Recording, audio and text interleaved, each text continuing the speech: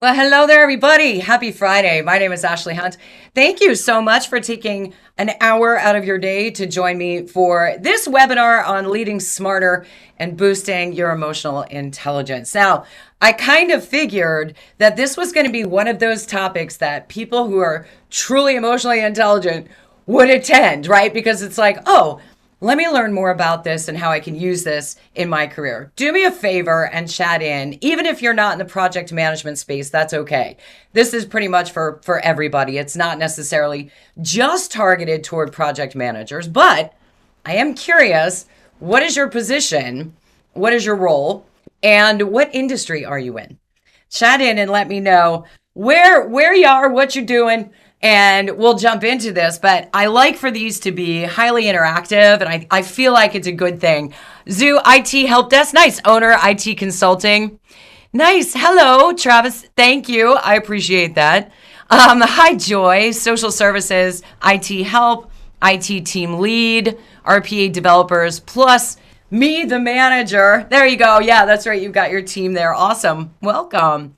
IT manager, network administrator for ISP. Look at all of you. Fun people. Cybersecurity, network engineer, government IT, project moves, director IT and security. Nice. IT utility. I got a lot of IT folks in here.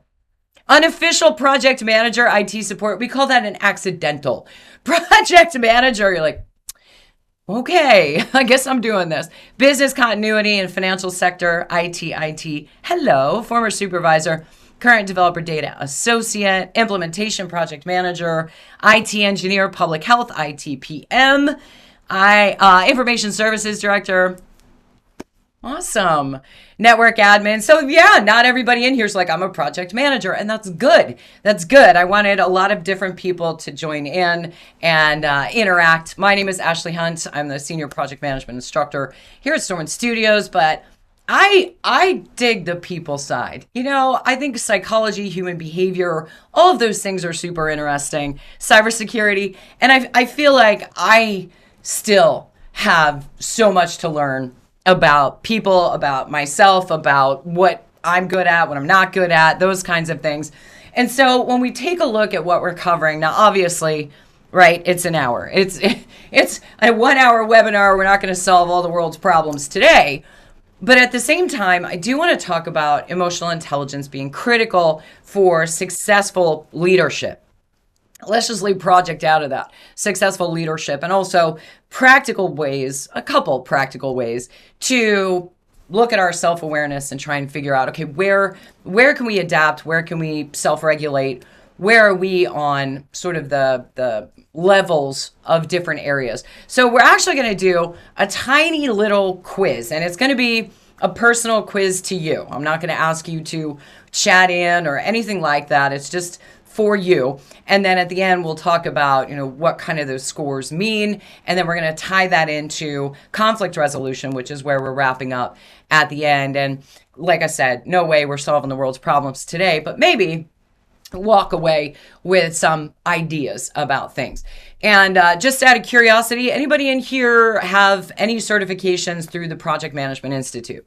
Just out of curiosity, you don't have any PMPers in here, any CAPMers in here? If so, this hour will count toward your power domain. PMP, awesome.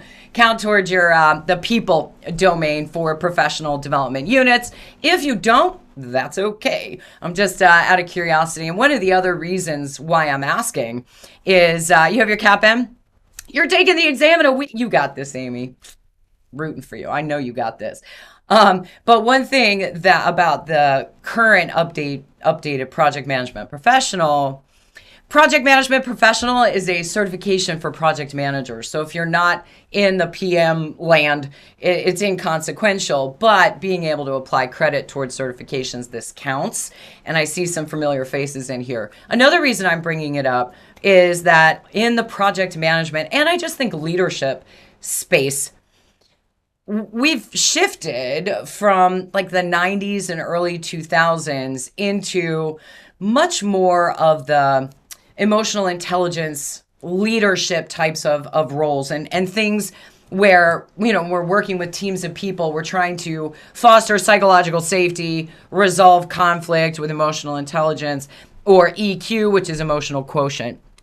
You're aspiring project management. You got this. You got this. Yeah, and one of the things that we talk about, you say, what is emotional intelligence? And then you see EQ.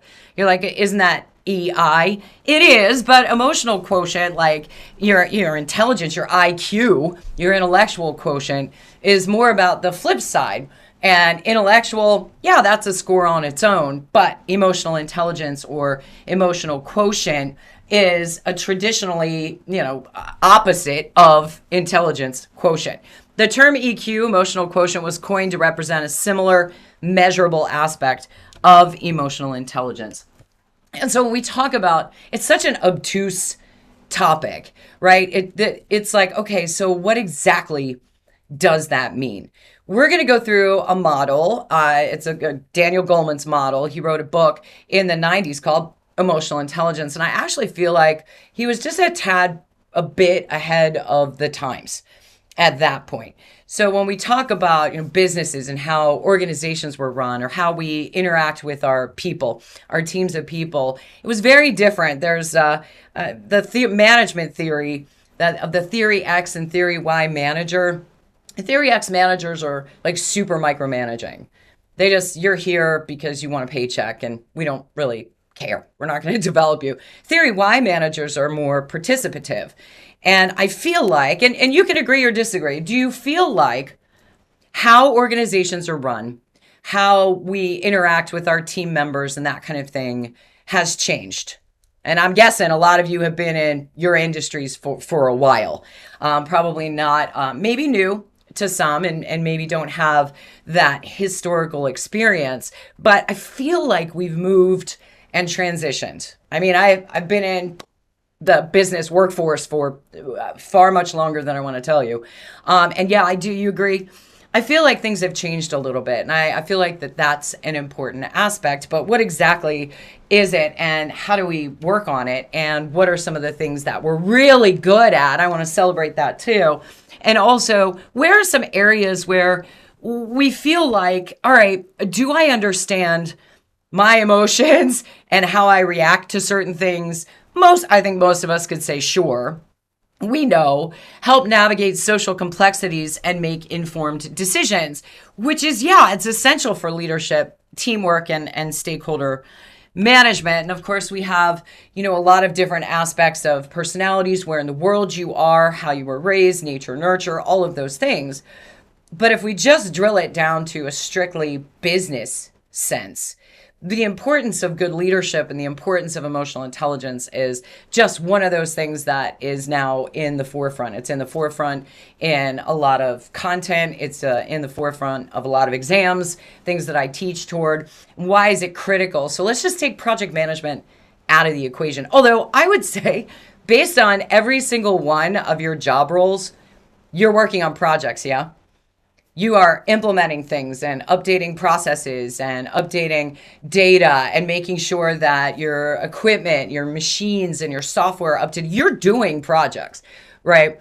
And with that being said, chances are you're interacting with a lot of different people, multiple projects. I know, I felt that. But let me ask you this. Are you virtual, co-located, or hybrid right now? Where are you? Because that does in some way, shape, or form affect how we interact with our team and our organization. You're in the office all the time. Yeah, hybrid. Yeah, any virtuals in here? Hybrid, local. Okay, in the office only. Fully remote, co-located for most things. Yeah. And do you feel like that being virtual, you're virtual, me too, that being virtual, there's less opportunity to interact in that personal back and forth. Whereas a lot of people like the hybrid. Hybrid, mostly office, but some remote. Hybrid, yeah. Yeah, you have the ability if you're co-located.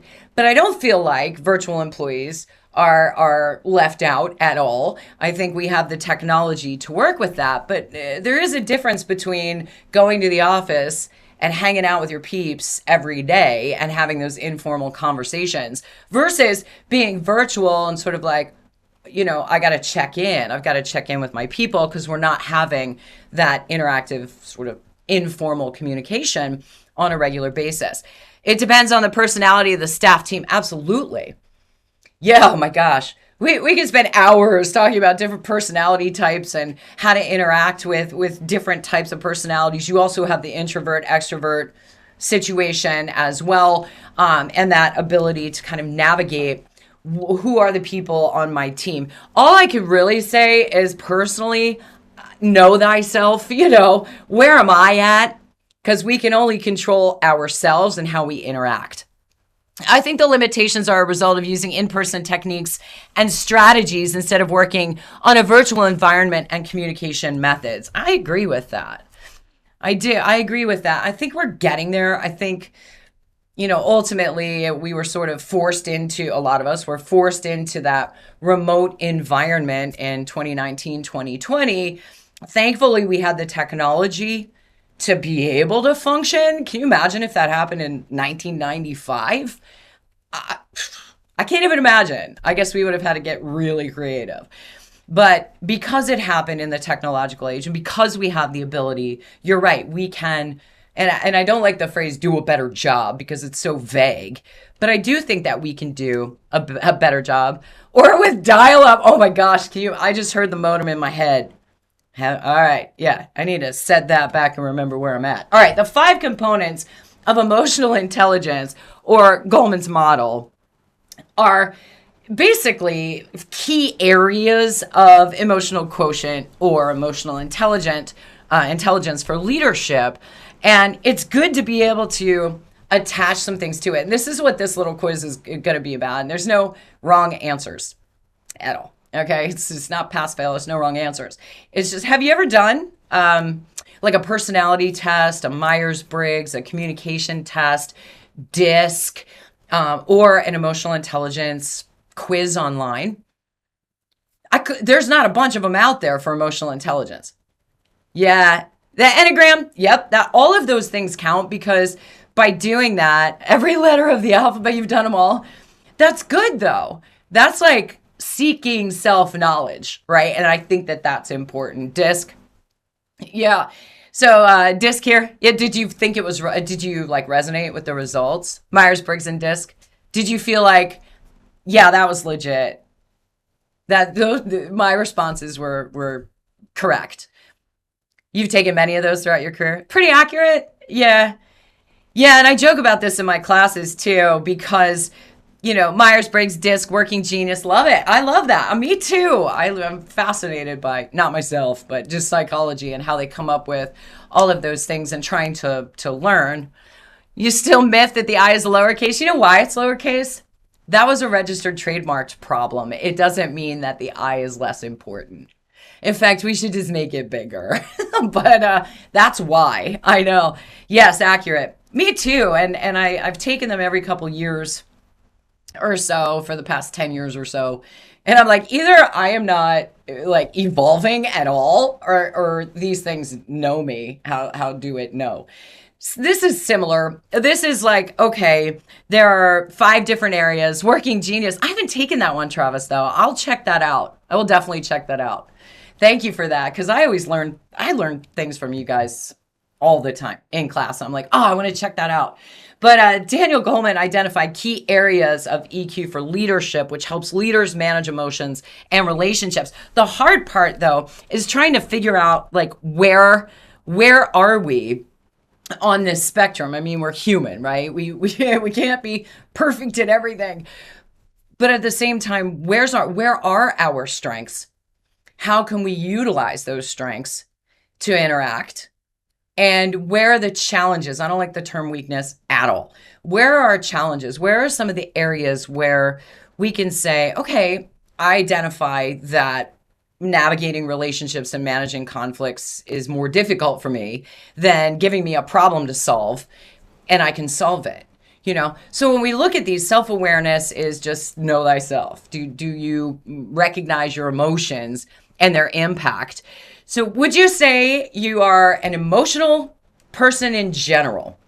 And I mean like the highs and happy and the lows and lows. And would you say that in general, you express yourself fairly openly?